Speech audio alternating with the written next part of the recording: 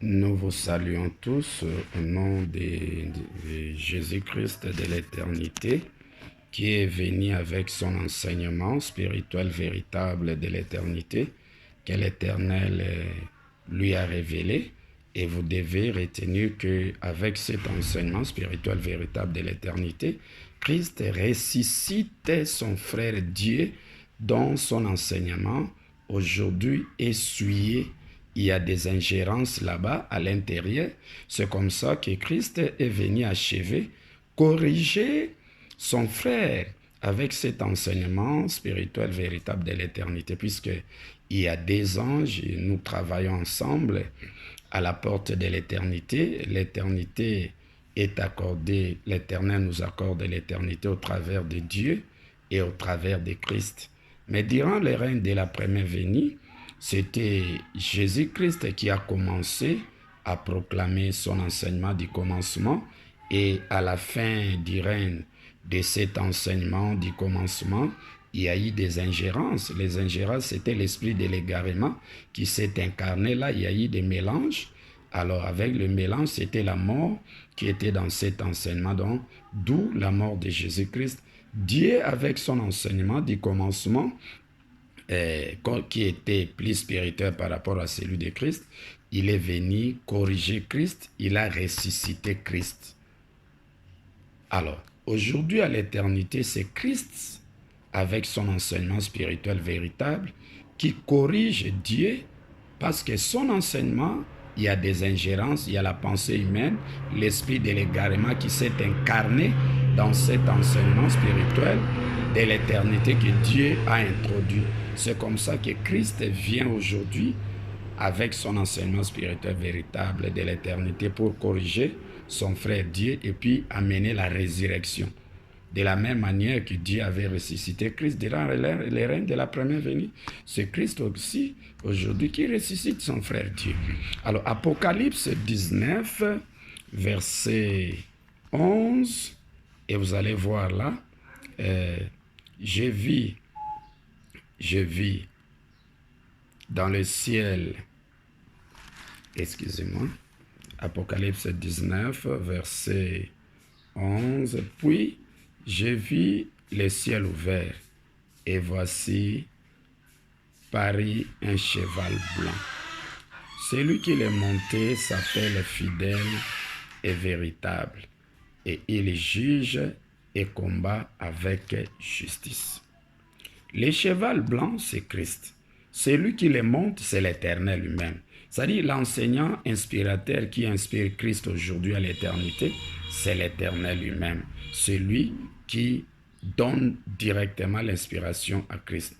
Ses yeux étaient comme une flamme de feu. Sur sa tête étaient plusieurs diadèmes. Là, c'était sur la tête de Christ. Mais si nous lisons à partir de 15, de sa bouche sortait une épée aiguë. Pas épée aiguë à des tranchants. C'était seulement une épée aiguë une épée aiguë pour frapper les nations, et il les pètera avec une verge de fer. Et il foulera la cuve du vin de l'ardente colère du Dieu Tout-Puissant. Le Dieu Tout-Puissant, c'est le Dieu qui a enseigné l'enseignement de l'éternité. Mais l'enseignement de Christ de l'éternité anéantit même, corrige l'enseignement que Dieu a introduit à l'éternité. Pourquoi? Puisque l'enseignement de Dieu de l'éternité, il y a eu des ingérences de l'esprit de l'égarement qui s'est incarné là-bas. Comme il a commencé, et Christ achève, il corrige. C'est comme ça que nous disons que Christ vient avec la résurrection. Il ressuscite son frère, Dieu, aujourd'hui.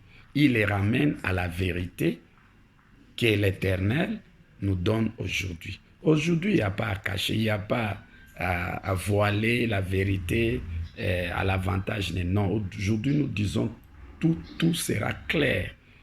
Tout est clair aujourd'hui puisque nous sommes arrivés à l'éternité. Les deux ont un, c'est Dieu et Christ.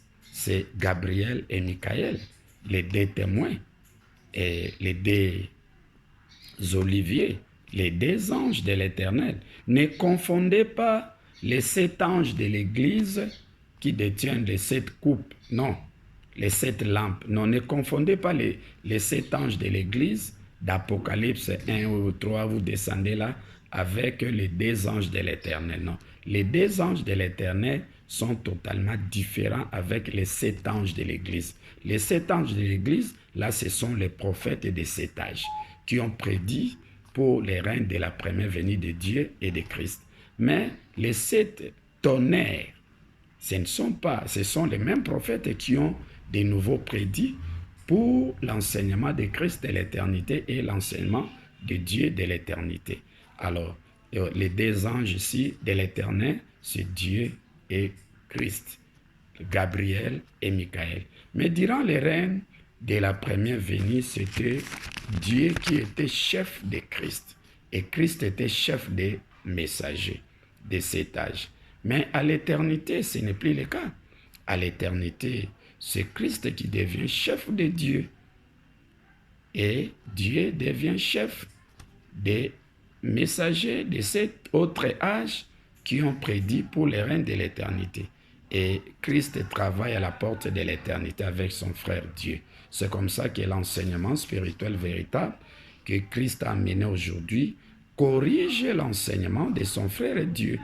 Et c'est comme ça, vous allez voir dans Apocalypse 14, et là vous voyez la faucille tranchante de Dieu. C'est Dieu qui a commencé à introduire l'enseignement de l'éternité que l'Éternel lui a révélé. Et avec cet enseignement, c'était plus spirituel. Mais lorsque Apocalypse 14, 17, lorsque Christ, un autre ange, lui aussi avec sa faucille c'est l'enseignement spirituel véritable de l'éternité.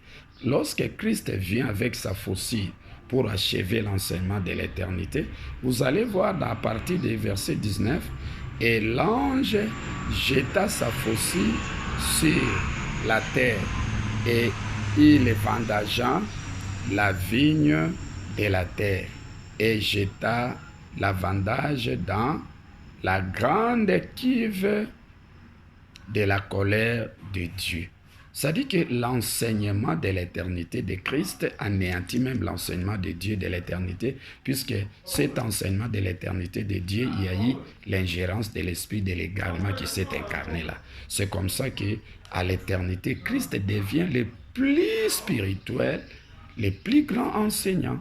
Il devient plus grand chef de Dieu, puisqu'il corrige son frère. Il amène à la résurrection. Dieu aujourd'hui est corrigé par son frère Christ, de la manière que lui, durant les règnes de la première venue, il avait ressuscité son frère Christ. Aujourd'hui, à l'éternité, c'est Christ qui ressuscite Dieu. Il corrige son enseignement, puisqu'il y a des ingérences là-bas à cet enseignement de l'éternité qu'il a introduit. D'où nous vous invitons, mes bien-aimés, à compléter cette connaissance de l'éternité que Christ a amené aujourd'hui pour nous amener à l'éternité, pouvant nous permettre de devenir des éternels. Si vous rejetez cet enseignement de l'éternité que Christ enseigne aujourd'hui, la porte de l'éternité est fermée pour vous. Vous n'aurez pas accès à l'éternité. Alors faites un effort. Aujourd'hui, ce n'est plus un petit livre, c'est un grand livre.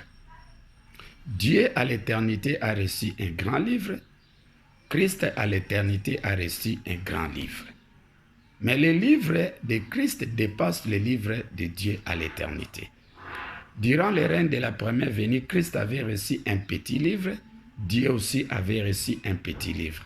Mais le petit livre de Dieu de la première venue dépassait de loin le petit livre que Christ avait reçu. C'était comme ça que Dieu était chef de Christ.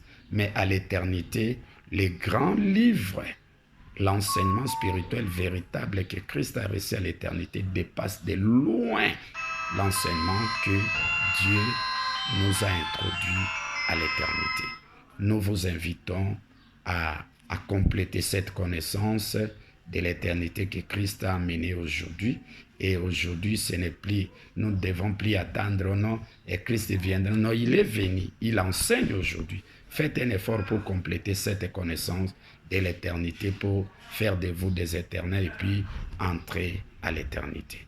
Prochainement, que l'Éternel vous bénisse.